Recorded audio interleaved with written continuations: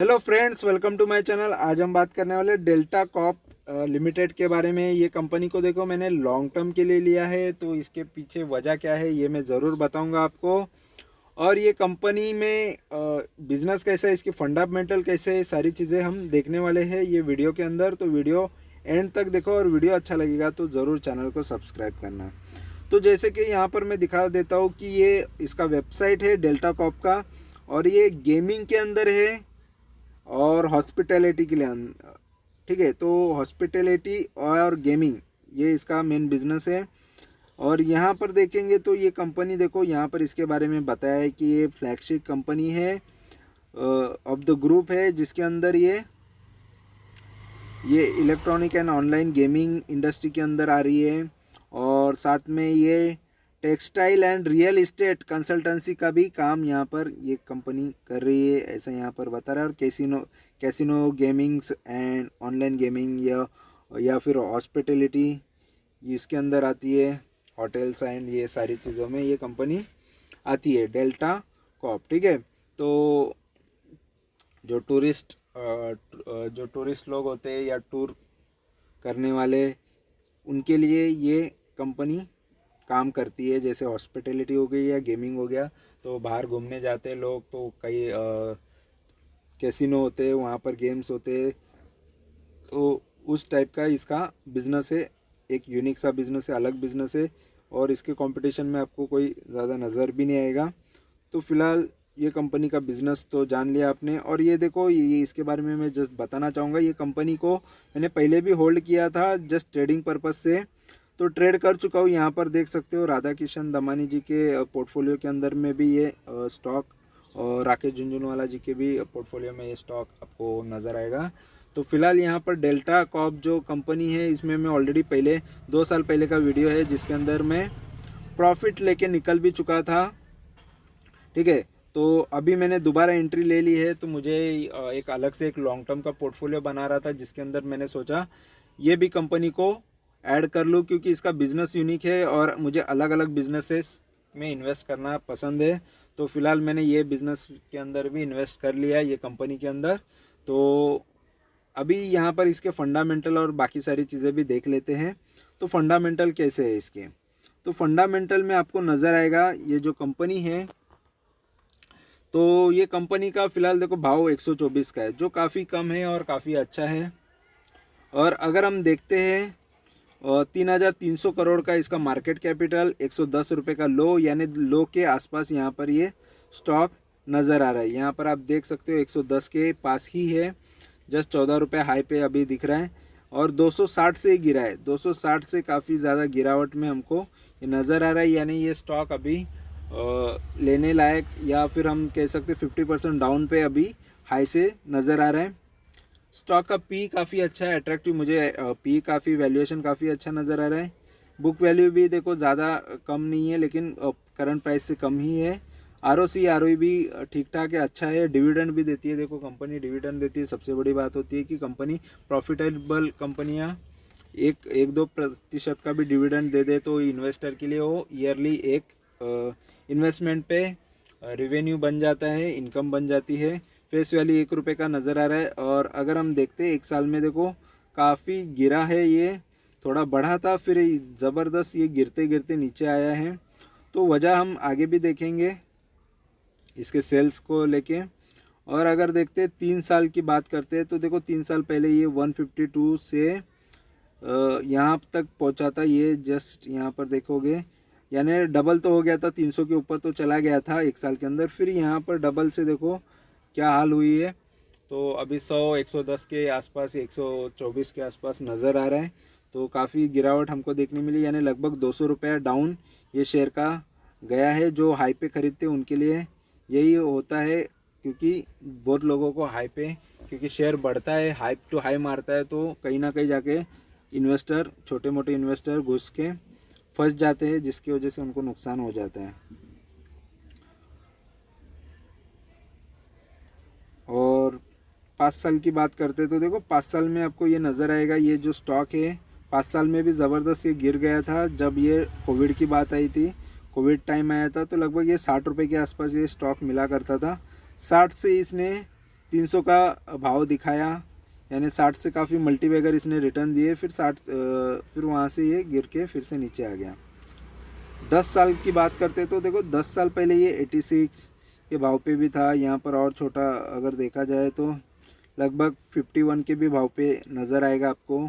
फिर वहाँ से जो इसने मल्टीबैगर रिटर्न दिए तो ये यहाँ पर देखेंगे तो लगभग ये 300 के ऊपर, 300 350 से भी ज़्यादा, ये 360 का भी भाव नज़र आ रहा है, 370 का भी आपको नज़र आएगा।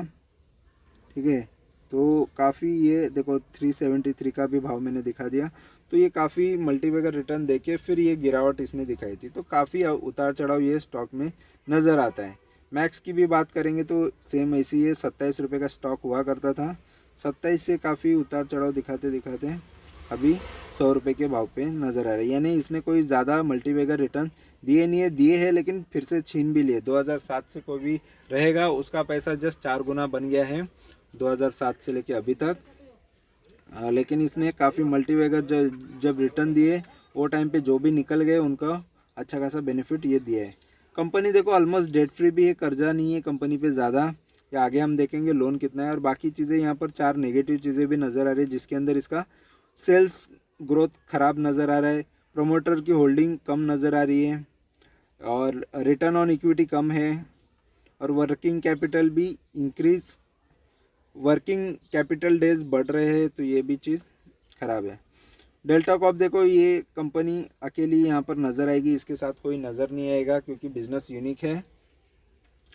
क्वार्टरली रिजल्ट्स देखेंगे तो देखो रिजल्ट में आपको नज़र आएगा 2020 के अंदर 121 करोड़ का सेल कर रही थी, अभी 232, सेल्स डबल हो गए 3 साल के अंदर। 1 करोड़ का प्रॉफिट कर रही थी, 35 करोड़ का प्रॉफिट कर रही है, प्रॉफिट भी ग्रोथ हुआ। ठीक है, प्रॉफिट में भी उतार चढ़ाव देखने तो मिल रहा है। और प्रॉफिट एंड लॉस अगर यहाँ पर देखते हैं तो आपको नज़र आएगा 2012 में 365 करोड़ का कंपनी सेल कर रही थी, अभी 1021 करोड़ का, यानी 3 गुना तो प्रॉफिट भी बढ़ गया, सेल्स बढ़ गया। और प्रॉफिट देखते तो 67 करोड़ से यहाँ पर 262 करोड़, तो सेल्स भी 4 गुना हो गया, प्रॉफिट भी 4 गुना हो गया, सेल्स भी 3 गुना हो गया। ठीक है, तो प्रॉफिट में ग्रोथ अच्छा देखने मिला है, लेकिन ये प्रॉफिट हर टाइम नहीं होता, हर साल नहीं होता। यहाँ पर देखेंगे 68 करोड़ का कंपनी का प्रॉफिट, यहाँ पर देखेंगे 26 करोड़ का लॉस, तो कभी प्रॉफिट कभी लॉस इस तरीके का है। 10 साल से जिसने भी इन्वेस्ट किया उसको 2% रिटर्न है, यानी काफ़ी ख़राब रिटर्न दे रही है। 5 साल से जो इन्वेस्टेड है उसको 14% का नुकसान है हर साल, ये भी ख़राब है। 3 साल से जो इन्वेस्टेड है वो 7% नुकसान में है। 1 साल से जो उसको 35% का लॉस है। तो इसका मतलब है कि ये कंपनी ने किसी को बड़े इन्वेस्टर को ज़्यादा फ़ायदा करके ही नहीं दिया, फिर भी ये कंपनी में मैंने इन्वेस्ट कर लिया। बैलेंस शीट की बात करते हैं तो देखो बैलेंस शीट में आपको नज़र आएगा कंपनी यहाँ पर बोरोविंग 71 करोड़ की है, और रिजर्व काफ़ी अच्छा है 2300 करोड़, यानी कंपनी के पास पैसा बहुत है, ये बहुत बड़ी अच्छी चीज़ है। लोन भी कम है, कैश फ्लो भी यहाँ पर ठीक ठाक ही नज़र आएगा। शेयर होल्डिंग की बात करते तो देखो शेयर्स 33% है प्रमोटर के पास, फॉरेन के इन्वेस्टर ने बेचा है कुछ सितंबर के बाद, अभी 1-1.5% ही बचा है फॉरेन के इन्वेस्टर के पास। 12% डीआईज यानी म्यूचुअल फंड के पास भी है। 52 या 53% ये इन्वेस्टर या रिटेल इन्वेस्टर या पब्लिक के पास है पैसा इनका लगा है। लगभग 53% के शेयर्स पब्लिक के पास है, तो मेजॉरिटी शेयर पब्लिक के पास ही है। बड़े इन्वेस्टर इसमें से थोड़ा थोड़ा करके कम कर रहे हैं। ठीक है, तो ये स्टॉक ने देखो इतने कोई मल्टीबैगर रिटर्न तो दिए नहीं है, फिर भी ये स्टॉक देखो मैंने लिया है क्योंकि देखो इसके मल्टीबैगर रिटर्न शायद आने बाकी है, या इसका बिजनेस भी यूनिक है, इस वजह से भी मुझे अच्छा लगा है। और सिर्फ एक ही कंपनी पे मैं डिपेंड तो हूँ नहीं कि यही कंपनी ने नहीं प्रॉफिट दिया या कुछ हुआ नहीं इसमें तो नुकसान हो जाएगा, ऐसा नहीं है। तो ये देखो ये स्टॉक नुकसान तो नहीं करेगा। ये अभी 124 का भाव है, तो सोचो और कुछ साल बाद ये 150-200 के भाव में फिर से आ जाएगा। जो 300 का भाव है इसका, 373 का जो इसने, या 370 का भी भाव ये ज़रूर दिखाएगा। 2 गुना 3 गुना तो पैसा ये इसके प्रीवियस हाइज पे आ जाएगा, क्योंकि कंपनी सेल तो अच्छा कर ही रही है, प्रॉफिट भी कर रही है, तो खराबी तो मुझे इसमें नज़र नहीं आ रही है। डेट भी नहीं है, तो कुछ कुछ स्टॉक जो होते हैं ज़्यादा बढ़ते नहीं है, बहुत साल तक कभी कभी वही रेंज में रहते, लेकिन मैंने ऐसे स्टॉक को देखा है जब ये बढ़ना स्टार्ट होते हैं तो रुकते नहीं है। जब ये बढ़ते तो इतने मल्टीबैगर रिटर्न दे देते कि आप देखते रह जाते हैं। तो इस हिसाब के रिटर्न मैंने देखे, ऐसे कई शेयर्स मैंने देखे लाइफ में, जो काफ़ी समय से मैं लेके रहता था, लेकिन वो फिर बाद में जब प्रॉफिट होने के बाद मैं बेच देता था, तो मुझे वो उसका भाव कहीं और ही नज़र आता था, वो भाव उसका एकदम काफ़ी मल्टीबैगर हो चुका होता था। तो इसीलिए मैं कुछ अभी स्टॉक जो ले रहा हूँ, तो ऐसे स्टॉक का चॉइस कर रहा हूँ जो अभी बढ़े नहीं है, और बढ़ना, उसमें रैली आना बाकी है, बढ़ना बाकी है, और वो बढ़े तो काफ़ी अच्छे रिटर्न दे। तो इसीलिए ये डेल्टा कॉप भी मेरे पोर्टफोलियो में शामिल है, और फ्यूचर में जो भी इसमें अपडेट आएगा ज़रूर मैं आपको बताऊंगा। जस्ट चैनल से जुड़े रहिए, चैनल को सब्सक्राइब कीजिए। और सबसे पहले अपडेट तो मैं टेलीग्राम पे ही देता हूँ, कि टेलीग्राम पे जब मैंने बाय किया, सेल किया, सारी चीज़ें मैं वहाँ पर पहले बता देता हूँ। उसके बाद यहाँ पर वीडियो जब मुझे टाइम मिलता है उस हिसाब से मैं आपके लिए वीडियो पेश करता हूँ। ठीक है, तो वीडियो अच्छा लगा, इन्फॉर्मेशन अच्छी लगी है तो ज़रूर चैनल से जुड़ो, चैनल को सब्सक्राइब करो, लाइक करो, कमेंट करो, दोस्तों के साथ शेयर करो। Thank you very much for watching my video. Thank you, bye bye.